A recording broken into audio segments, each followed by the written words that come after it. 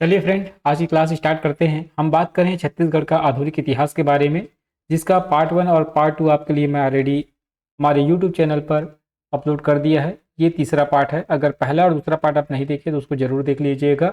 चलिए आज class start करते हैं। मैं हूं तुकेश वर्मा और आप मेरे साथ देख रहे हैं सीजी व्यापम एस्पिरेंट का ये यूट्यूब चैनल।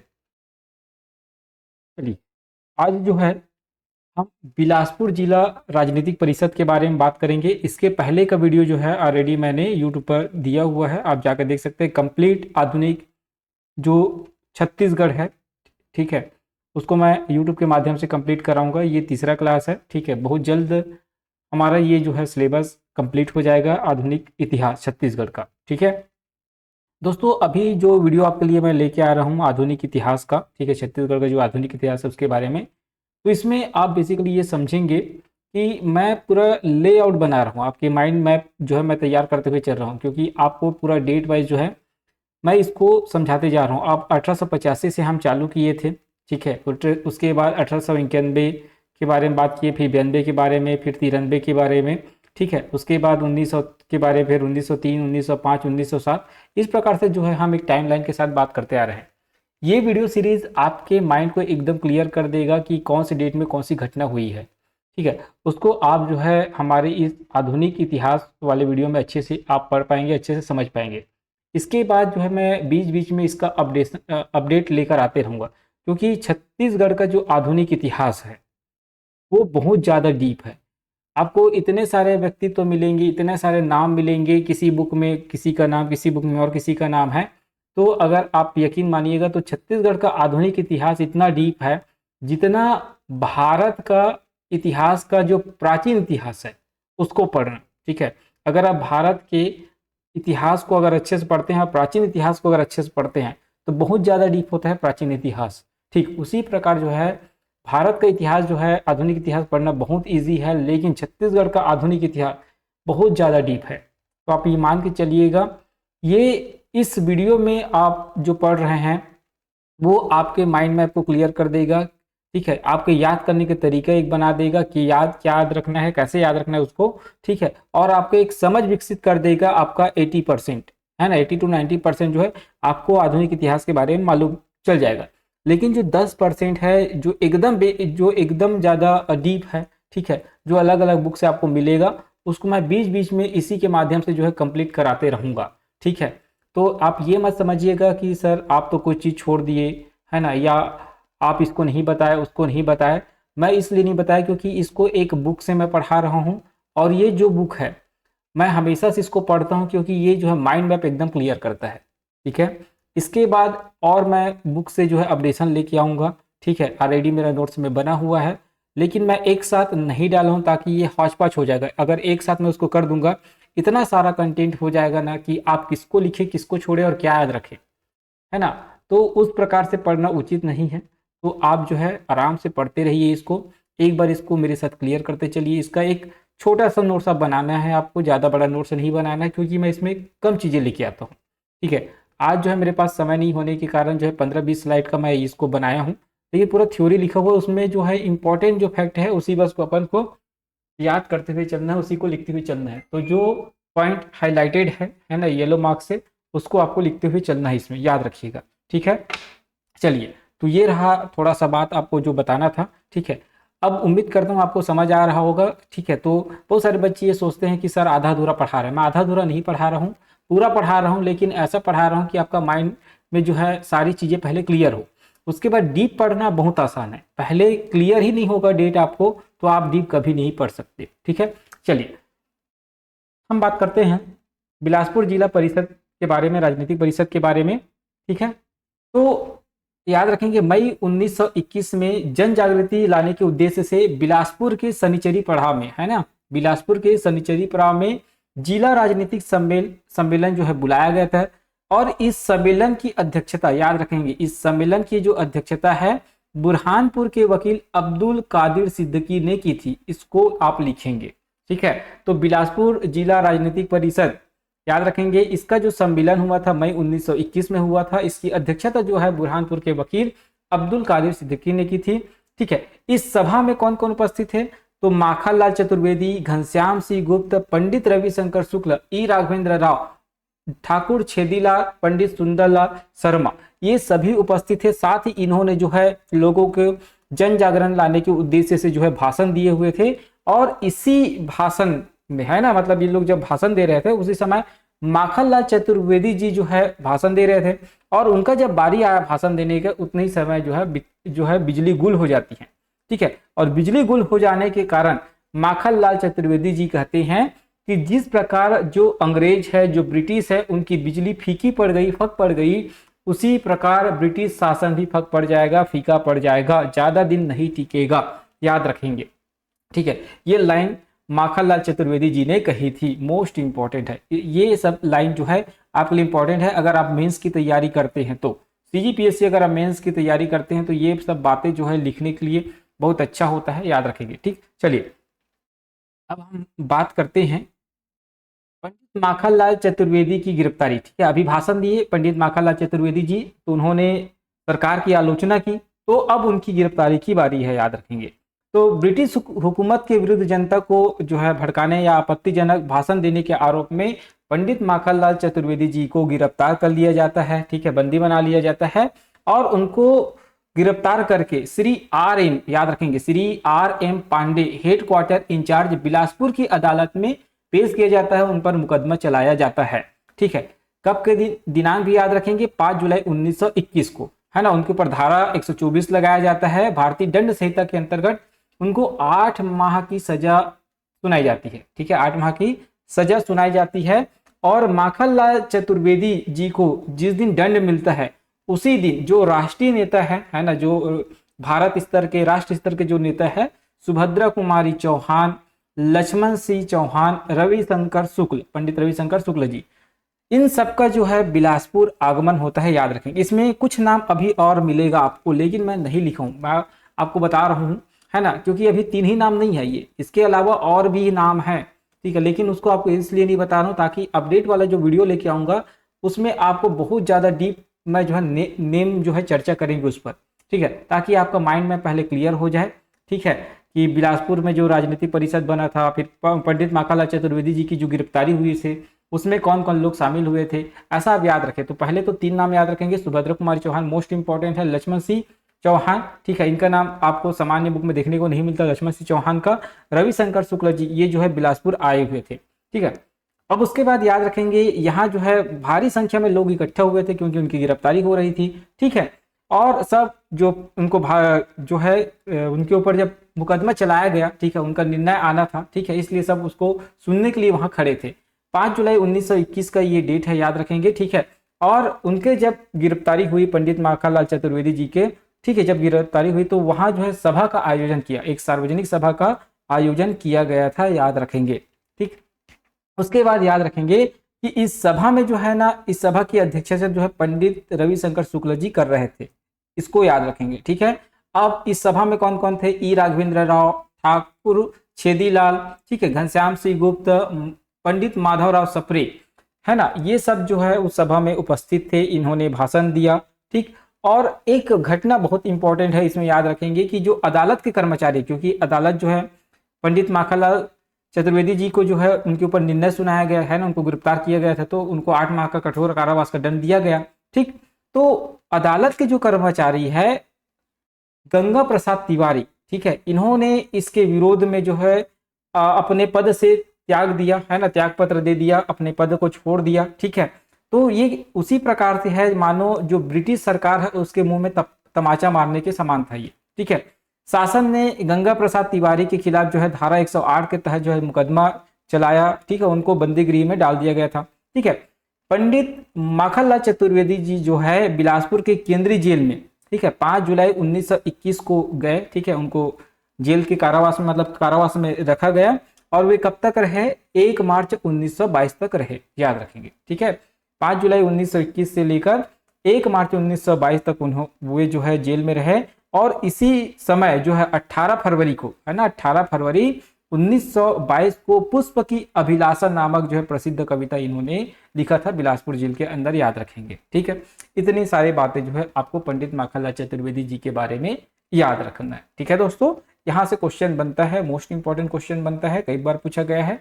ठीक है, डेट जो मेंशन किया हूं मोस्ट इंपॉर्टेंट है, सभी डेट को एकदम रट देना है, बार बार पढ़ना है, बार बार वीडियो को देखना है, समझ आ जाएगा।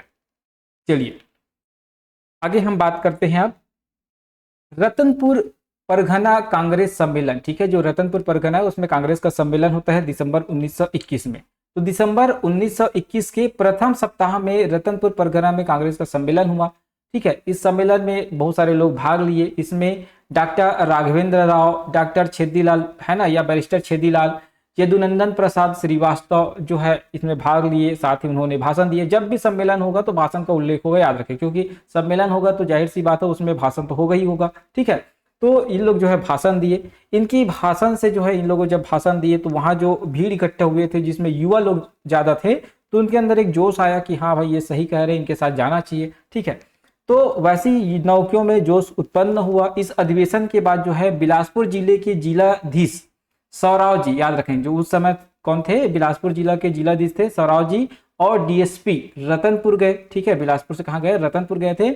उस समय कुछ नवयुवकों ने जो है वंदे मातरम का नारा लगा दिया, और इस नारे लगाने वाले युवकों का जो नेतृत्व था, है ना, उसका जो नेता था, मेन नेता, वो था सदाशिवराव हरपाल। ठीक है, इसका नेतृत्व किसने किया था, सदाशिवराव हरपाल ने किया। ठीक है, उनके जो भी साथी थे, है ना, जैसे पुरुषोत्तम दास, नाम याद रखेंगे, पुरुषोत्तम दास, गोविंद प्रसाद, अमरनाथ, गेंडेराम और चमरू, सबको जो है गिरफ्तार कर लिया गया। तो याद रखेंगे रतनपुर परगना में जो कांग्रेस का सम्मेलन हुआ था उसमें जो वंदे मातरम, ठीक है, जब वहां के जिलाधीश जा रहे थे और डीएसपी जा रहे थे रतनपुर के लिए, तो वंदे मातरम का जो नारा लगाया गया था उसका नेतृत्व जो था सदाशिवराव हरपाल ने किया था। साथ ही उनके अन्य साथी पुरुषोत्तम दास, गोविंद प्रसाद, अमरनाथ, गेंडेराम और चमरू को सबको जो है गिरफ्तार कर लिया गया था।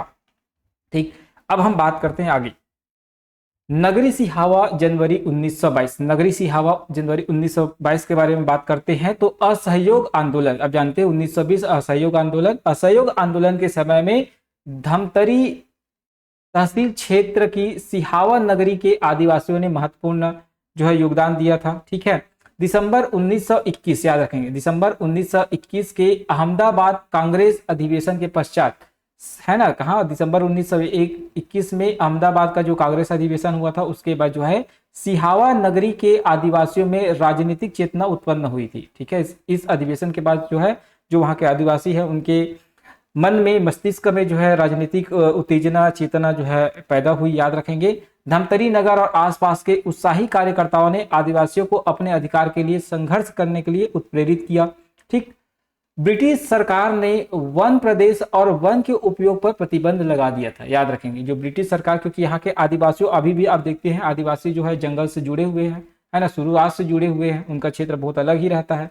ठीक है, तो वो जो है अपना जीवन यापन जो है उस जंगल के माध्यम से करते हैं। वहां से जो उत्पन्न होने वाले फल फ्रूट है, ठीक है, या जो भी जितने भी औषधि वगैरह है उनको लेकर वो आते हैं, लकड़ियां लेकर आते हैं। ठीक है, तो ब्रिटिश सरकार ने वन प्रदेश और वन के उपयोग पर प्रतिबंध लगा दिया।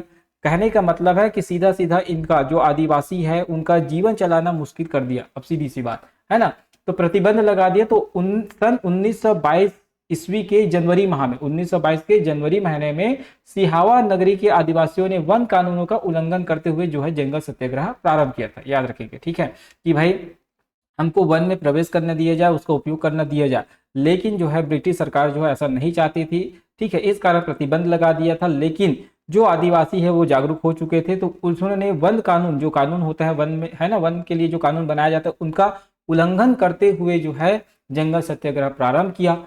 यह उन अधिकारियों के खिलाफ था जो भोले भाले आदिवासियों से बेगार लेते थे, मतलब बिना पैसे का काम लेते थे, कम मजदूरी देते थे, उनका शोषण करते थे, उनके खिलाफ था।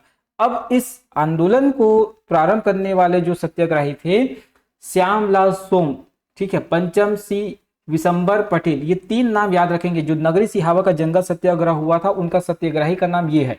ठीक है, उसके बाद में और जो नेता है छत्तीसगढ़ के जो प्रमुख नेता है वो तो आएंगे, लेकिन सबसे पहले चालू कौन किया था, सत्याग्रही थे श्यामलाल सोम, पंचम सिंह, विशंबर पटेल। ठीक है, इन्होंने जो है इस सत्याग्रह को प्रारंभ किया और वन कानून का उल्लंघन कर जो है जंगल सत्याग्रह प्रारंभ किया था। ठीक है, सत्याग्रह के तीसरे दिन, है ना, जो सत्याग्रह प्रारंभ हुआ था उसके तीसरे दिवस जो है अंग्रेज आईसीएस अधिकारी, जो आईएएस अधिकारी होते हैं ना, वैसे ICS अधिकारी बेली नाम का एक अधिकारी है, बेली, सर्किल इंस्पेक्टर जनार्दन प्रसाद और सब इंस्पेक्टर राम दुलारे। याद रखेंगे, ICS अधिकारी बेली और जो सर्किल इंस्पेक्टर है जनार्दन प्रसाद और सब इंस्पेक्टर राम दुलारे सिहावा केंद्र के सब इंस्पेक्टर और पूरा बल है ना, जो पुलिस बल है, सभी नगरी पहुंचते हैं और आदिवासियों और ग्रामीणों पर अत्याचार पूर्ण दमन शुरू करते हैं। मतलब ये अपना बल दिखा के जो है आदिवासियों को दबाना चाहते हैं। ठीक है,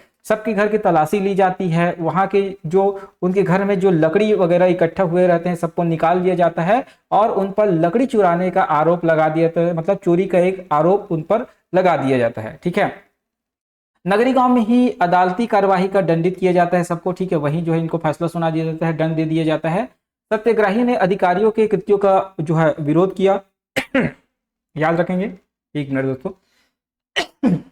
जो सत्याग्रही होते हैं उन्होंने इनका कड़ा विरोध किया था। उनका कहना था जब हम कोई अपराध किए ही नहीं थे तो हम पर क्यों अनुचित कार्रवाई किया जा रहा है, क्यों अत्याचार किया जा रहा है, क्यों अन्याय किया जा रहा है। ठीक है, इस प्रकार से वो जो है बात बोलकर जो है इनका विरोध करते रहे। लेकिन अब ब्रिटिश सरकार को आप जानते हैं वो कहाँ मानने वाली।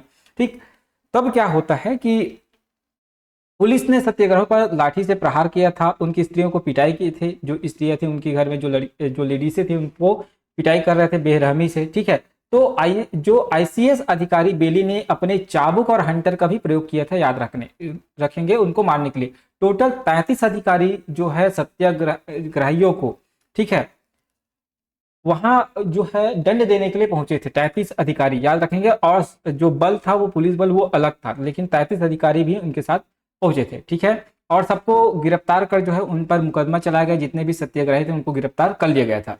आदिवासी सत्याग्रहियों में हरक राम सोम, आनंद राम गौड़, रामनाथ है ना, रामनाथ को कठोर कारावास, ठीक है, इनको कारावास और आर्थिक दंड दिया गया। ठीक है, याद रखेंगे किनको किनको, हरक राम सोम, आनंद राम गौड़ और रामनाथ को, तीनों को क्या किया गया, कठोर कारावास दिया गया और आर्थिक दंड दिया गया।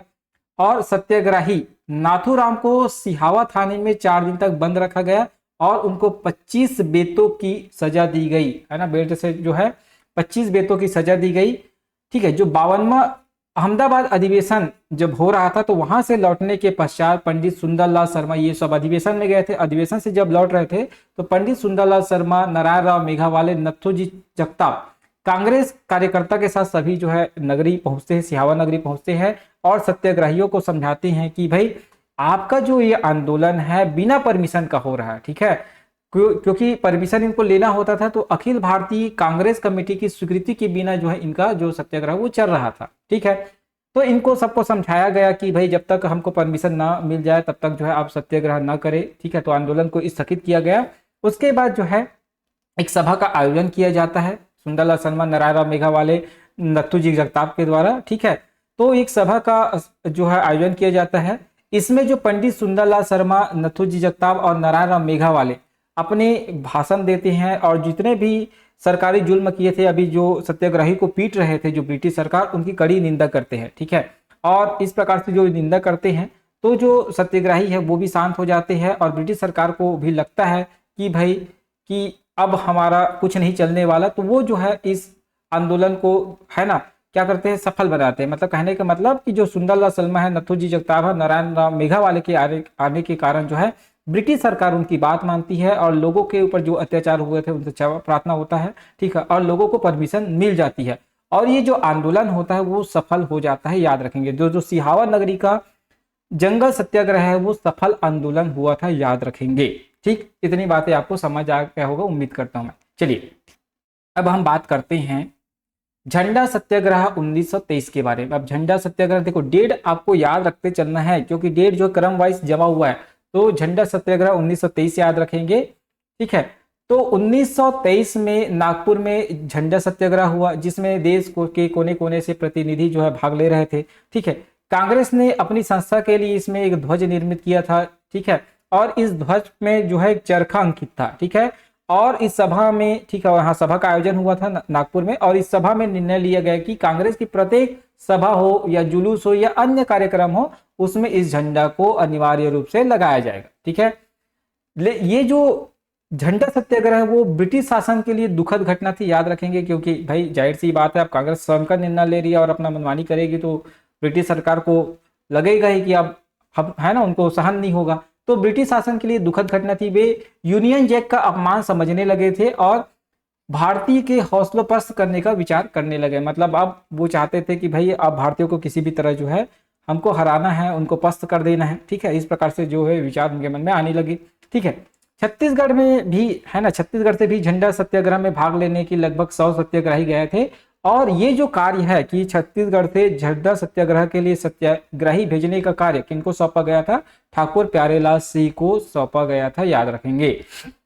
ये नाम मोस्ट इंपॉर्टेंट है। छत्तीसगढ़ से जो सत्याग्रही भेजने का काम है कौन कर रहे थे? ठाकुर प्यारेलाल सिंह कर रहे थे, ठीक है। और यही सत्याग्रही आगे चलकर आजादी के आंदोलन में सच्चे वीर सिपाही बने, ठीक है, जो झंडा सत्याग्रह में गए थे वही लोग, ठीक। तो छत्तीसगढ़ से 100 लोग गए थे भाई, याद रखेंगे, ठीक।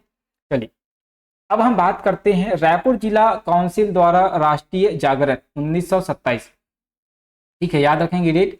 रायपुर जिला काउंसिल द्वारा राष्ट्रीय जागरण 1927 का डेट। पंडित रविशंकर शुक्ल ने 1927 से 1930 तक, है ना, जो पंडित रविशंकर शुक्ल है 1927 से लेके 1930 तक रायपुर जिला काउंसिल के अध्यक्ष थे, ठीक है, याद रहेंगे, इसको याद रखेंगे। तो रायपुर जिला काउंसिल का जो अध्यक्ष थे कौन थे? पंडित रविशंकर शुक्ल 1927 से लेके 1930 तक। इस काउंसिल की जो उपयोग है ना, वो इनके कार्यकाल में कैसा हुआ कि ये जो है लोगों के मन में राष्ट्रीय भावना जगा रहे थे, ठीक है। मतलब इसका जो उपयोग है, मतलब राष्ट्रीय जिला काउंसिल का जो उद्देश्य था वो अलग था, लेकिन पंडित रविशंकर शुक्ल जी जो है क्या कर रहे थे, उनकी अध्यक्षता, जब उनकी अध्यक्षता थी उस समय ये लोगों के मन में जो है राष्ट्रीय भावना जो है उत्प्रेरित कर रहे थे, ठीक है। उनका विश्वास था कि इन काउंसिलों के माध्यम से ही स्वराज की ओर आगे बढ़ा जा सकता है। रायपुर काउंसिल के अंतर्गत 310 विद्यालय थे। कितने विद्यालय थे? 310 विद्यालय थे, जिसमें 297 प्राथमिक विद्यालय थे और 13 जो है माध्यमिक स्तर की जो है पाठशालाएं थी, ठीक है। इन पाठशालाओं के माध्यम से जन जागरण जो है महत्वपूर्ण कार्य किए, जन जागरण किए, लोगों को जागृत करने का कार्य किए, ठीक है। और ग्रामीण क्षेत्रों में राष्ट्रीयता की लहर व्यापक रूप से फैली। रायपुर के डिप्टी कमिश्नर ने टिप्पणी करते हुए कहा है, ठीक है, अपने उच्च अधिकारियों को लिखा है पत्र में कि पंडित रविशंकर शुक्ल ने, उन्होंने, है ना, मतलब पंडित रविशंकर शुक्ल ने शाला अध्यापकों के मस्तिष्क में शासन विरोधी नीति एवं सिद्धांत भरने में कोई कसर नहीं छोड़ी है। प्रति वर्ष अध्यापक गण सम्मेलनों के लिए मुख्यालयों में बुलाए जाते थे और राजनीतिक विषयों पर भाषण दिए जाते थे। उनको लाठी चलाना व अन्य प्रशिक्षण दिया जाता था, याद रखेंगे, ठीक है। तो 3 साल तक चला, उसके बाद ये जो काउंसिल है उनको 3 साल के लिए स्थगित कर दिया गया था, ठीक है। तो पंडित रविशंकर शुक्ल ने स्वतंत्रता संघर्ष के इस युग में शिक्षण संस्थाओं को राष्ट्रीयता का प्रशिक्षण केंद्र बनाकर राष्ट्रीय आंदोलन में महत्वपूर्ण योगदान दिया, ठीक है, याद रखेंगे। तो 11 नवंबर 1930 को रायपुर जिला काउंसिल को 3 वर्षों के लिए बंद कर दिया गया था, याद रखेंगे। इतनी बातें आपको ध्यान रखना है। तो जो रायपुर जिला काउंसिल है, जो परिषद है, वो 3 वर्षों के लिए ही चला, उसके बाद उनको बंद कर दिया गया था 11 नवंबर 1930 को, ठीक। अध्यक्ष है पंडित रविशंकर शुक्ल। चलिए अब हम बात करेंगे छत्तीसगढ़ में सविनय अवज्ञा आंदोलन एवं अन्य राजनीतिक गतिविधियां, ठीक है, जिसमें सबसे पहले देखो, अभी जो है हम असहयोग आंदोलन पढ़ रहे थे, उसके तहत वो सब कार्यक्रम हुआ। अब जो है सविनय अवज्ञा आंदोलन होगा 1930 से। तो 1930 के बाद जितनी भी घटनाएं हैं उसके बारे में अब हम बात करेंगे। तो सबसे पहले जो है प्रतिज्ञा दिवस का आयोजन, प्रतिज्ञा दिवस का आयोजन जो है 26 जनवरी 1930 को होता है, याद रखेंगे। लाहौर अधिवेशन में पारित पूर्ण स्वराज, है ना, लाहौर अधिवेशन जब हुआ तो वहां पूर्ण स्वराज पारित किया गया, ठीक है, के प्रस्ताव को जन जन तक प्रचार किया गया, है ना, जन जन तक पहुंचाया गया। 26 जनवरी 1930 को संपूर्ण देश में प्रतिज्ञा दिवस मनाया गया, याद रखेंगे। इसका आयोजन छत्तीसगढ़ में भी हुआ, ठीक है। छत्तीसगढ़ कहाँ छूटता भाई, जब सब जगह फैल रहा है तो छत्तीसगढ़ में भी फैलेगा। लाहौर अधिवेशन से वापस आने के बाद कार्यकर्ता और नेताओं ने घूम घूम कर इस प्रस्ताव का जो है प्रचार प्रसार किया। 26 जनवरी 1930 को छत्तीसगढ़ के रायपुर, बिलासपुर, दुर्ग, राजनांदगांव, जांजगीर चांपा एवं अन्य गांव, जो अन्य जिले हैं, उनके गांवों में पूर्ण स्वाधीनता की शपथ ली गई, याद रखेंगे। 26 जनवरी 1930 को राष्ट्रीय झंडा फहराया गया, ठीक है। अभी झंडा का निर्माण किया गया था, राष्ट्रीय झंडा फहराया गया, राष्ट्रीय गीत गाया गया, राष्ट्रीय गान गाया गया, ठीक है। सार्वजनिक सभाओं में पूर्ण स्वराज का प्रस्ताव जो है पढ़कर लोगों को सुनाया गया, याद रखेंगे, ठीक है। अब इसमें एक बात याद रखेंगे, जो मनमथ नाथ गुप्त ने राष्ट्रीय आंदोलन का इतिहास नामक पुस्तक में लिखा है, इस प्रतिज्ञा पत्र है ना, जो पूर्ण स्वराज जो प्रतिज्ञा पत्र है, इस प्रतिज्ञा पत्र में यह कहा जाता था कि भारतीयों को स्वतंत्रता प्राप्त करने का अविच्छेद अधिकार है, क्योंकि ब्रिटिश शासन से भारतवर्ष का आर्थिक, राष्ट्रीय, नैतिक, सांस्कृतिक पतन हुआ है। देश के साथ छत्तीसगढ़ अंचल में प्रत्येक 26 जनवरी को स्वतंत्रता दिवस मनाया जाने लगा तथा स्वतंत्रता संबंधी प्रतिज्ञा पत्र पढ़ा जाने लगा। इस कार्य से राजनीतिक चेतना का द्रुत गति से विस्तार हुआ। याद रखेंगे, ठीक है। ये बातें किसने लिखी है? मनमथ नाथ गुप्त ने अपने राष्ट्रीय आंदोलन का इतिहास नामक पुस्तक में लिखा है। याद रखेंगे इस प्रतिज्ञा पत्र के बारे में या प्रतिज्ञा दिवस के बारे में। अब हम बात करते हैं बिलासपुर नगर पालिका बैठक व प्रस्ताव। 27 जनवरी 1930 लाहौर अधिवेशन में पारित प्रस्ताव को व्यवहारिक रूप दिए जाने के ध्येय से 27 जनवरी 1930 को बिलासपुर में नगर पालिका समिति की बैठक होती है। इस बैठक में डॉक्टर सी दुलारे लाल मिश्र ने एक सदस्य की हैसियत से एक लिखित प्रस्ताव रखा। कुछ शासकीय भवनों पर विशेष अवसरों पर राष्ट्रीय तिरंगा झंडा फहराया जाना चाहिए। ये बात जो है सबके सामने किसने रखा? डॉक्टर शिव दुलारे मिश्र ने रखा। याद रखेंगे, ठीक है। 27 जनवरी 1930 को बिलासपुर नगर पालिका की बैठक में। अब डॉक्टर शिव दुलारे मिश्र ने इस प्रस्ताव को बहुमत से पारित कराया था, ठीक है। जो बहुमत वो है ना, जो बोल सकते हैं कि एक प्रस्ताव है, इस प्रस्ताव को जब रखा गया तो लोग जो है उन पर सहमति जताई और इस प्रस्ताव को बहुमति से जो है पारित करवा लिया गया था, ठीक है। अब याद रखेंगे ना, ये वाला जो इंपॉर्टेंट लाइन है, ठीक है, कर न दो और पट्टा मत लो, ठीक है, कर न दो और पट्टा मत लो आंदोलन, इंपॉर्टेंट आंदोलन है, याद रखेंगे इसको भी, ठीक।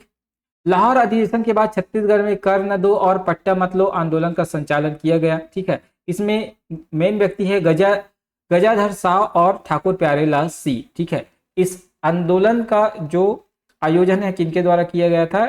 गजाधर साव और ठाकुर प्यारेलाल सिंह के द्वारा किया गया था। इसी संदेश के परिणाम स्वरूप जनवरी फरवरी माह में गजाधर साव ने बिलासपुर जिले के गांव में घूम घूम कर न दो का आंदोलन चलाया। क्षेत्र के किसान ने इस आंदोलन में सक्रियता से भाग लिया, सहयोग दिया, ठीक है।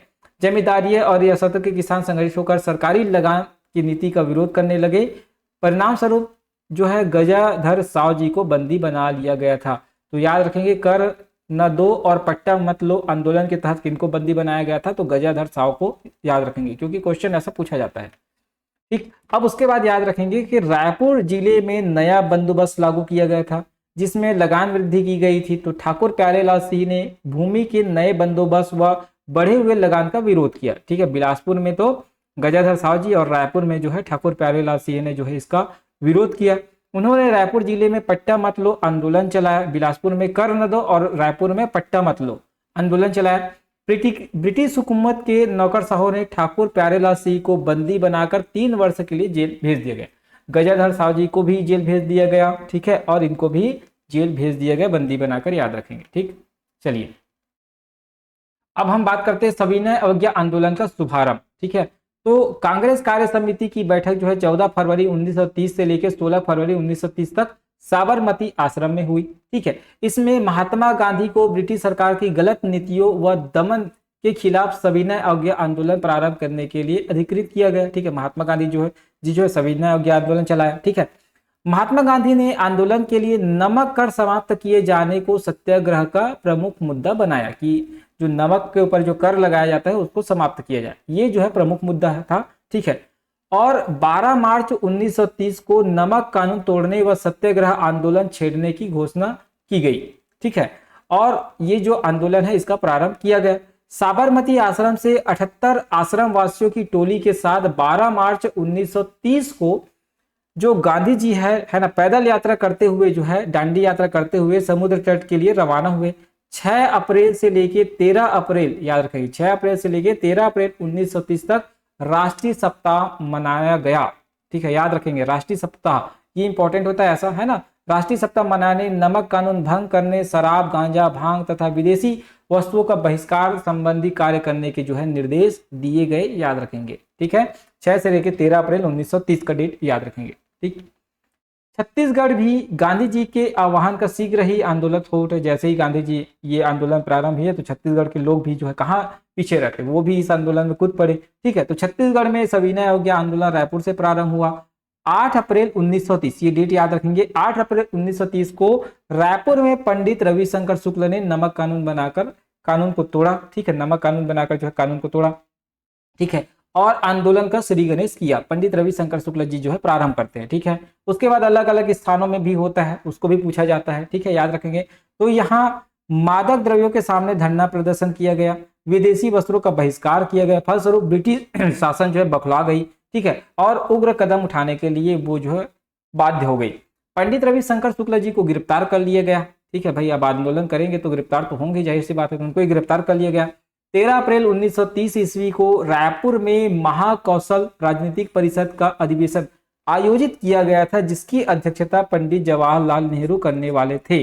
लेकिन पंडित जवाहरलाल नेहरू जी को छत्तीसगढ़ पहुंचने से पहले ही गिरफ्तार कर लिया जाता है, और ये जो राजनीतिक परिषद है, ये अधिवेशन जो आयोजन था, ये जो है स्थगित रहता है, याद रखेंगे। ठीक है, तो ये आयोजन होता है और पंडित जवाहरलाल नेहरू जी को गिरफ्तार कर ले, तो ये इसको भी याद रखेंगे, मोस्ट इंपॉर्टेंट है। सविनय अवज्ञा आंदोलन का जब शुभारंभ होता है छत्तीसगढ़ में भी, तो इस समय जो है पंडित जवाहरलाल नेहरू जी जो है गिरफ्तार हो जाते हैं। चलिए अब आगे बढ़ते हैं। बिलासपुर जिले में सविनय अवज्ञा आंदोलन है ना, अब हर जिले में ही चलेगा, याद रखेंगे। ठीक है, तो अब भी रायपुर जिले का आपने बात की पंडित रविशंकर शुक्ल जी, अब बिलासपुर जिले में याद रखेंगे। सविनय अवज्ञा आंदोलन के दौरान बिलासपुर के छात्रों ने अपना एक संगठन तैयार किया। यह संगठन छत्तीसगढ़ के इतिहास में वानर सेना के नाम से विख्यात है, याद रखेंगे। ठीक है, जो सविनय अवज्ञा आंदोलन छत्तीसगढ़ में चलाया गया था, छत्तीसगढ़ के बिलासपुर में, तो वहां एक संगठन तैयार हुआ, उसी संगठन का नाम क्या था, वानर सेना के नाम से ये जो विख्यात था। और इसका नाम याद रखेंगे, वानर सेना जो बनाने वाले थे, जो मुख्य व्यक्ति है, उनका नाम आपको याद रखना पड़ेगा, वासुदेव है ना, देवरस, वासुदेव देवरस, इंपॉर्टेंट है। और एक रायपुर जिला में भी याद रखेंगे, दोनों के लिए पूछा जाता है। ठीक है, तो फिलहाल तो अभी तो बिलासपुर को देखते हैं। तो वानर सेना का गठन किया गया है बिलासपुर में। ठीक है, इस सेना को या इस संगठन को बनाने वाले जो संगठन करता है वो है वासुदेव देवरस जी। ठीक है, संगठन के माध्यम से विदेशी वस्त्रों, शराब की दुकानों, विदेशी वस्तुओं के है ना, ये जितने भी दुकान है सबके सामने धरना प्रदर्शन किया जाता है। और 1930 में दिवाकर कलिंकर के नेतृत्व में पहली बार ताड़ी की दुकान पर भी धरना प्रदर्शन की योजना बनाई गई, याद रखेंगे। ठीक है, किनकी अध्यक्षता पर या किनके नेतृत्व में, तो 1930 में दिवाकर कलिंकर के नेतृत्व में पहली बार ताड़ी की दुकान जो आते हैं ना, सल्फी ताड़ी की दुकान पर जो है ना, ये भी एक नशा टाइप का ही है, ये समझो है ना। तो पहली बार जो है ताड़ी की दुकान पर धरना प्रदर्शन की योजना बना गई, और ताड़ी की दुकान पर जो है जमकर लूट किया गया, धरना प्रदर्शन किए गए, और जितने भी ताड़ी था सबको जो है उड़ेल दिया गया, याद रखेंगे। और इसके परिणाम स्वरूप क्या होता है, जो कलिंकर है इनको गिरफ्तार कर लिया जाता है। 1930 में ही बिलासपुर में ठाकुर प्यारेलाल सिंह की अध्यक्षता में एक राजनीतिक सम्मेलन हुआ। ठीक है, इस सम्मेलन में यह निर्णय लिया गया कि टाउन हाउस या टाउन हॉल बिल्डिंग में तिरंगा झंडा फहराया जाए। ठीक है, अब जो है राजनीतिक सम्मेलन होता है, सम्मेलन की अध्यक्षता ठाकुर प्यारेलाल सिंह जी करते हैं। ठीक है, और निर्णय होता है कि जो टाउन हॉल है उसकी बिल्डिंग में जो झंडा फहराया जाएगा। ठीक है, मतलब उन्होंने सुझाव दिया। ब्रिटिश सरकार ने या ब्रिटिश शासन ने आंदोलनकारियों के मार्ग में बाधा डालने का पुरजोर प्रयास किया, लेकिन वो सफल नहीं हो पाए थे। ठीक है, क्योंकि आंदोलन करता इतने ज्यादा उग्र हो चुके थे, इतने ज्यादा उनके अंदर जोश था कि वो जो है अब सरकार की बात नहीं सुनने वाले थे। तो आंदोलनकर्ताओं ने हर बाधा को पार करते हुए 4 अगस्त 1930 को टाउन हॉल में झंडा फहरा दिया। ठीक है, 4 अगस्त 1930 को याद रखेंगे, 4 अगस्त 1930 को टाउन हॉल में झंडा फहराया गया।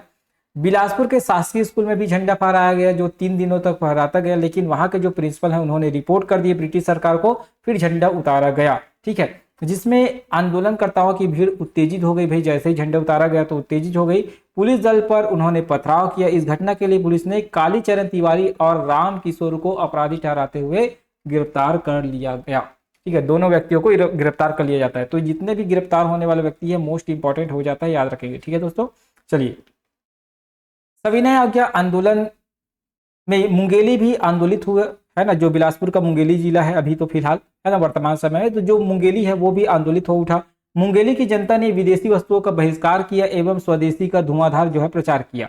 मुंगेली तहसील आंदोलन के प्रमुख कर्णधार गणपत लाल बैस व गजाधर साव थे। दो व्यक्ति का याद रखेंगे मुंगेली जिला से जो आंदोलन करने वाले थे सविनय अवज्ञा आंदोलन के दौरान, वो थे गणपत लाल बैस और गजाधर साव। ठीक है,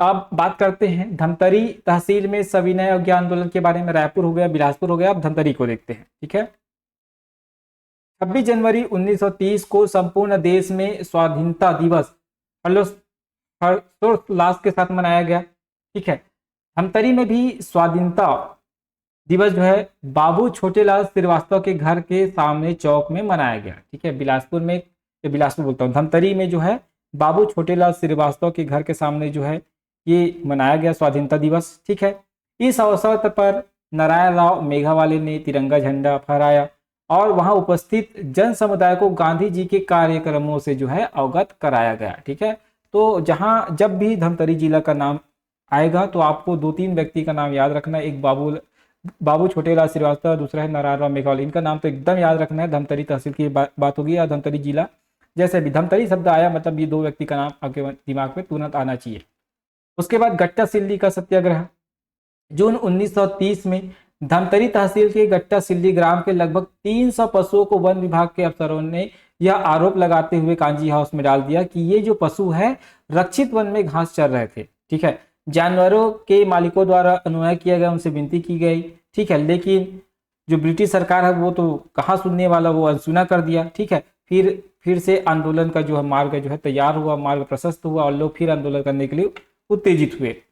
नारायण राव मेघावाले, नथुजी जगताप, शोभाराम देवांगन, ये धमतरी जो है गट्टा सिल्ली याद रखेंगे वहां से। ठीक है, तो नारायण राव मेघावाले, नथुजी जगताप, शोभाराम देवांगन आदि जो नेता है वो गट्टा सिल्ली पहुंचे। ठीक है, और सत्याग्रह का जो है प्रारंभ किया। ब्रिटिश सरकार की ओर से पशुओं की नीलामी करने की व्यवस्था की जा रही थी, उसी समय ये पहुंचे और सत्याग्रहियों ने जो है पशुओं को छोड़ने का आग्रह किया, लेकिन सरकार कहाँ सुनने वाली थी, नहीं सुना। ठीक है, और सत्याग्रही कांजी हाउस के दरवाजे पर सो गए। पुलिस वालों ने सत्याग्रही को जो है निर्दय पूर्वक जो है उबलता पानी डाल दिया। ठीक है, लेकिन सत्याग्रही फिर भी अपने धैर्य पूर्वक वहां डटे रहे, कोई जवाब नहीं दिया। पुलिस उन पर बर्बरता करती रही, उनको लगातार मारती रही, फिर भी लोग सहन करते रहे। ठीक है, लेकिन पुलिस उनकी बाल भी बाका नहीं कर पाई। ठीक है, और अंत में जो है ब्रिटिश सरकार खुद हार मान ली और हार मारकर जो है पशुओं को छोड़ दिया गया। इस प्रकार जो है ये गट्टा सिल्ली का सत्याग्रह जो है सफल होता है। दोस्तों याद रखेंगे। ठीक है, चलिए, तो ये रहा आज का हमारा वीडियो। ठीक है, उम्मीद करता हूँ ये आपको पसंद आया होगा। आज के लिए बस इतना ही, धन्यवाद। ठीक है दोस्तों, ये वीडियो सीरीज कैसा लग रहा है जरूर बताइएगा। मैं आपको ऑलरेडी पहले ही बता चुका हूँ, आप ये माइंड मैप बनाते हुए आप इसको पढ़ते चलिए। ठीक है, जितना बातें मैं लिखवा रहा हूँ, जितना हाईलाइटेड है उसी को आप नोट करेंगे, बाकी चीज़ को नोट करने की जरूरत नहीं है। आपका शॉर्ट एंड स्वीट नोट्स बनेगा। उसके अलावा मैं बीच बीच में बहुत अच्छा वीडियो लेके आऊँगा, है ना, इसका अपडेटेड वीडियो। ठीक है, जो आपकी तैयारी को और बेहतर बनाएगा और नॉलेजेबल बनाएगा। ठीक है, जितना ज़्यादा कंटेंट आप पढ़ के रखेंगे उतना ज़्यादा आपको बेनिफिट होगा। ठीक है, तो आपको कहीं से कुछ पढ़ने की जरूरत नहीं है, आप लगातार मेरे साथ बने रहे। थोड़ा सा समय जरूर लगेगा क्योंकि मेरे द्वारा ही ये पीपीटी तैयार किया जाता है, पढ़ा जाता है, लिखा जाता है, वीडियो बनाया जाता है, अपलोड किया जाता है। ठीक है, तो सारे काम एक साथ किया जाता है मेरे साथ, है ना, तो दिन भर में इतना व्यस्तता होता है और खुद का भी काम करना होता है। ठीक है, तो बहुत सारी चीज़ें हैं। तो उम्मीद करता हूँ आप सपोर्ट बनाए रखेंगे और इसी प्रकार से जो है इस वीडियो को देखते रहेंगे, लोगों तक शेयर करते रहेंगे। आज के लिए बस इतना ही, धन्यवाद। ठीक है दोस्तों, चलिए।